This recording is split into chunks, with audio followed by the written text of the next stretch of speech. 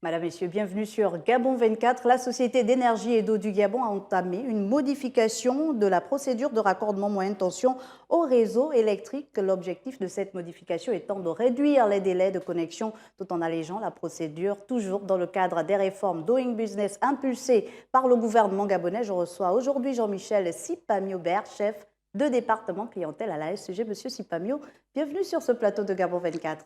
Bonjour Madame Biyourou. La SEG, par ma voix, et vous remercie de nous avoir invités sur ce plateau télévisé pour en parler. Cette procédure de raccordement électricité moyenne tension, effectivement, a connu des améliorations que je vais vous présenter. Puisque vous en parlez, déjà parlez-nous donc de cette réforme. En quoi consiste-t-elle concrètement? Alors, avant de parler même de la réforme, je vais d'abord présenter ce que c'est un raccordement moyenne tension. Ce serait bien. Un raccordement moyenne tension, c'est un moyen d'apporter de l'électricité à des clients pour des niveaux de puissance électrique supérieurs à 36 kW. D'accord. Bien. Ça concerne les clients du secteur industriel, semi-industriel et du secteur tertiaire. Typiquement, c'est les usines de production, c'est des scieries, c'est des grosses chambres froides, comme dans les supermarchés. D'accord. Voilà le type de clients qui sont concernés par ces besoins électriques. Oui. Et donc, en quoi consiste cette réforme? Comment la procédure a-t-elle été améliorée? Alors, avant même excusez-moi, mais avant d'arriver à cette réforme, oui, allez-y. Je dois dire que la procédure se déroule en 4 phases. C'est important que les clients le comprennent, surtout les industriels, parce qu'ils doivent se préparer à la façon dont on va les recevoir. Oui. Dans un premier temps, ils doivent constituer un dossier de demande. Et à l'issue de cette phase-là, on leur délivre un devis qui donne déjà une idée de travaux à faire et ce que ça coûte. Dans un second temps, les travaux se font. Dans une troisième phase, on fait ce qu'on appelle la réception des travaux. Là, la SEG s'engage à faire la réception des travaux et on fait la mise en service. C'est-à-dire on s'assure que tout ce qu'on a fait sur le terrain fonctionne bien. Oui. Et à l'issue de ça, le client s'abonne. Et dès lors, il rentre dans un processus normal de consommation d'électricité et de facturation. Voilà les 4 phases principales de ce processus. Bon, de quelle manière, pour venir maintenant à notre question, de quelle manière on l'a amélioré? D'accord. Tout d'abord, et ça c'est très important, ce type de client est reçu dans une agence spécialisée qu'on appelle l'agence grand compte. D'accord, ce n'est pas toutes les agences que l'on a au niveau de la capitale gabonaise, par exemple? Du tout. Si ces clients se présentent à ces agences-là, ils seront automatiquement redirigés vers l'agence grand compte. Mais même à l'intérieur du pays, on a ces agences grand compte? Alors non, cette agence grand compte, elle est nationale. D'accord. Donc, on fait tout pour que le client rencontre un interlocuteur de l'agence grand compte. Monsieur Sipamio, si je veux investir à Fougamou, je dois revenir sur Libreville, c'est ça? Pas nécessairement. Vous avez là-bas des agents de la SEG qui vont faire la liaison entre vous, qui êtes à Fougamou, et les agents de l'agence grand compte à Libreville. D'accord, ok. À l'agence grand compte, on a créé, et ça c'est une innovation, enfin une amélioration, on a créé un guichet unique. Super. Donc, c'est-à-dire une structure qui est prête à recevoir ces demandes, ces clients, et qui est chargée de les suivre. Donc, l'amélioration consiste à quoi? On a fait en sorte qu'au lieu que le client rencontre toute une série d'acteurs, désormais, il a un seul interlocuteur au guichet unique. Ce qui allège la procédure. Tout à fait, parce qu'en plus, cet interlocuteur, comme je vais le présenter après, s'occupe complètement de la procédure, de la demande jusqu'au moment où le client sera abonné. D'accord. Donc, il suit les démarches pour le client. Donc, ça, c'est déjà une amélioration majeure, parce qu'avant, le client perdait beaucoup de temps et puis il devait venir régulièrement à la SEG. La deuxième amélioration, c'est que sur toutes les démarches administratives, je parle de tout ce qui n'est pas directement lié aux travaux. Toutes les démarches administratives, nous avons fait en sorte que les délais soient raccourcis. Typiquement, quand on fait la constitution de son dossier et qu'on attend le devis, Par le passé, on mettait 19 jours. Aujourd'hui, on a réduit ça à 7 jours. Donc aujourd'hui, il y a un gain de temps sur cette phase-là. D'accord. Ensuite, lorsque le client, on va dire, s'est engagé en payant déjà les frais liés au devis, le suivi est fait complètement par le guichet unique. L'interlocuteur du guichet unique, donc l'agent SEG qui suit le dossier pour le client, il va faire toutes les démarches en interne, comme avec les administrations de l'État. D'accord. Parce qu'un certain nombre de démarches concernent la fourniture d'informations pour qu'on puisse réaliser les travaux, mais aussi des demandes d'autorisation. Oui. Typiquement, lorsqu'on a des travaux qui passent par une voie bitumée, Par il exemple. faut faire une demande pour faire une tranchée. Ce qu'on demande, c'est-à-dire c'est les travaux d'excavation. Il faut faire une tranchée et ça demande de faire appel à des autorisations. Et à ce niveau-là, c'est la SEG qui prend tout en s'en compte, occupe. qui s'en occupe. Donc Donc le client n'est plus en train de, entre guillemets, se balader oui. dans les différents services internes de la SEG ou à l'extérieur. Quelqu'un s'en occupe. Donc là aussi, le client est facilité dans ses démarches. Il est accompagné. Plus que s'il le faisait lui-même. Oui. Donc ça, c'est une amélioration notable qu'on a observée même chez les clients actuels que nous avons mis dans ce processus. La seconde amélioration, toujours dans les délais, concerne la réduction encore des délais dans le cadre de la réception des travaux. Par le passé, lorsque les travaux étaient terminés et que l'on réceptionnait les travaux, l'organisation qui avait été mise en place faisait en sorte que le client mettait une trentaine de jours. Aujourd'hui, on n'est plus qu'à 15 jours. Donc, ça veut dire qu'on a gagné encore du temps. Là. Oui. Globalement, sur toutes les formalités administratives, de 75 jours, on est passé à 30 jours.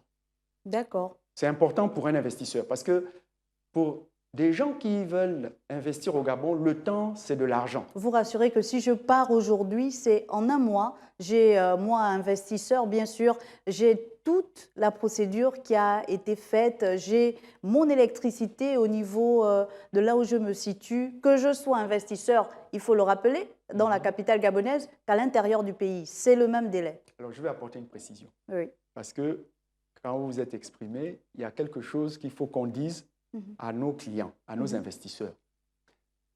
Là, je ne parle que des réductions de délai sur les formalités administratives. D'accord. Sur les travaux, c'est incompressible. Il y a des délais qu'on ne peut pas réduire. Pourquoi, Parce monsieur que Sipamio? lorsque un investisseur vient chez nous et qu'il dit qu'il veut ce type de raccordement, il faut qu'on achète du matériel qui n'est pas fabriqué au Gabon et qui n'est pas forcément aussi stocké au Gabon. Mais pourquoi la SEG n'anticipe pas? Alors, ces matériels-là coûtent énormément cher. On ne peut pas les stocker. D'accord. Des fois, ils sont fabriqués sur mesure. Et au-delà de ça, ces travaux aussi concernent du génie civil. Je vous parlais d'excavation tout à l'heure. Oui. Il y a non seulement des tranchées à faire, mais il y a aussi du génie civil des bâtiments dans lesquels on va mettre ces postes de transformation. Parce que ce type, alors c'est très important, ce type de raccordement-là ne se fait qu'à partir des postes de transformation. C'est-à-dire des installations électriques d'une dimension importante qui nécessite une technologie particulière. Et donc, ça veut dire que si je viens investir, il faudrait d'abord que je sois à proximité de ce genre d'installation.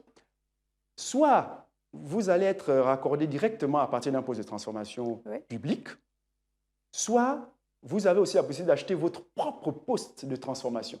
Ça arrive souvent, très souvent. Pourquoi? Parce que le site que vous avez choisi pour faire poser votre centre commercial, pour poser votre centre de formation, pour poser votre usine, n'est pas forcément en ville ou dans une zone très proche du réseau. Et ça nécessite que l'on fasse des investissements sur ce matériel-là. Donc déjà qu'on construise un poste. Et je reviens sur ce délai-là. Ce sont des délais incompressibles. C'est-à-dire, c'est un peu comme si vous construisez quelque part une maison. Vous pourrez essayer de réduire un tout petit peu, mais il y a des délais de mise en... C'est-à-dire, le génie civil, vous ne pouvez pas le réduire. Vous pouvez réduire dans les cadres du service des formalités administratives, mais sur les travaux, vous devez faire du ciment, donc il y a un délai pour faire du ciment. Vous devez aller faire des tranchées, il y a un délai pour faire des tranchées. Donc ça, c'est incompressible. Et ça dépend de la nature du raccordement. Je ne peux pas dire que pour vous, ça va prendre 1 mois et pour l'autre, ça va prendre 3 mois. Vous voyez, Et puisque vous parlez de nature de raccordement, est-ce qu'il y a différents raccordements en fonction peut-être de l'investissement à réaliser? Alors, ça dépend de l'usage. Un client qui vient nous voir pour un niveau de puissance qui se situe autour de 40 kW et qui concerne, je dis, une chambre froide. C'est beaucoup plus facile à installer qu'un investisseur qui vient pour faire une usine de production. Parce que lui-même déjà, il a ses travaux propres à faire, en plus de l'alimentation électrique. Donc vous voyez que ça dépend de la nature des travaux et donc du projet du client. C'est difficile sur les travaux de s'avancer sur des délais.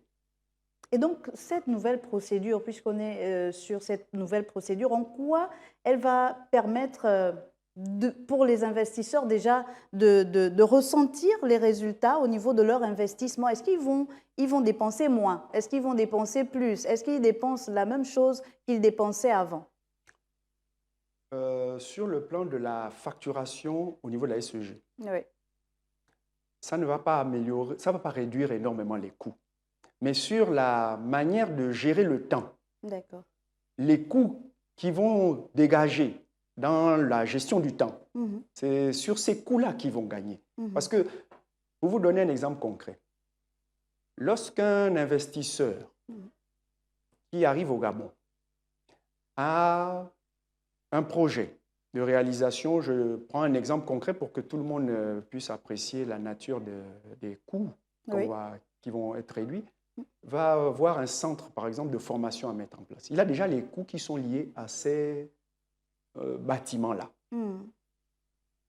Et ça va l'occuper dans le temps.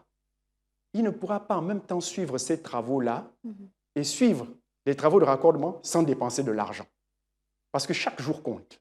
Si quelqu'un s'en occupe, il économise tous les coûts qu'il pouvait avoir liés au suivi du raccordement. C'est en ce sens-là où c'est un gain pour lui. Est-ce qu'il y a une possibilité pour certains investisseurs, notamment ceux de petite taille, de se mettre ensemble et puis de faire une demande unique auprès de la SEG? Bon, dans le cas de... Je comprends votre question, mais ce n'est pas souvent le cas. D'accord. Ce qui se rapproche de ce que vous dites, c'est peut-être les investisseurs immobiliers qui font en fait des cités et qui prennent un raccordement pour l'ensemble de ces lotissements-là. C'est uniquement dans ce sens-là. Mais généralement, c'est toujours un client. D'accord. Ce n'est pas réellement un groupe de clients. Un groupe de clients. Comment cette nouvelle procédure de raccordement change-t-elle en matière d'investissement au Gabon? Est-ce que cela améliore? Parce que vous dites oui, on règle la problématique de la durée, donc des délais, mais on ne règle pas forcément la problématique des coûts qui restent les mêmes. Est-ce que cela permet, à votre niveau, davantage attirer d'investisseurs au niveau du Gabon? Bon, il n'y a pas que les coûts qui sont un moyen d'attirer les investisseurs, c'est aussi la disponibilité du raccordement. C'est de s'assurer que si j'ai les moyens, j'aurai mon raccordement dans les délais. Pourquoi? Parce que ces investisseurs, le mot investissement, ça veut dire quoi? J'ai mis de l'argent et j'attends un retour. Le plus tôt, c'est le mieux. Alors, Monsieur Sipamio, peut-être pour rassurer davantage les investisseurs, c'est vrai qu'on dit que comparaison n'est pas raison. Comment cette procédure pourra être effective pour les investisseurs quand on sait que pour les populations lambda, par exemple, pour avoir un compteur électrique, ça met du temps, ça prend longuement du temps. C'est vrai que vous êtes dans un processus d'amélioration, mais quand même, est-ce que les investisseurs ne peuvent pas être finalement moins optimistes par rapport à ce qui se fait pour les populations lambda? L'amélioration que nous venons d'apporter et qui a déjà démarré, c'est même le signal qu'on envoie aux investisseurs pour dire que désormais leur raccordement se fera avec une plus grande facilité. C'est-à-dire, je comprends qu'un investisseur vienne avec des moyens et se soucie d'avoir l'énergie électrique qui va pouvoir faire tourner son projet. les améliorations qu'on a apportées à cette procédure, c'est justement pour le rassurer par rapport à sa question, pour le mettre dans les meilleures conditions, pour qu'il soit aussi quand même quelque part nos témoins vis-à-vis des autres investisseurs. Comme quoi, je suis venu, j'ai suivi la procédure, j'ai vu que la SEG a pris en charge complètement le suivi de mon raccordement.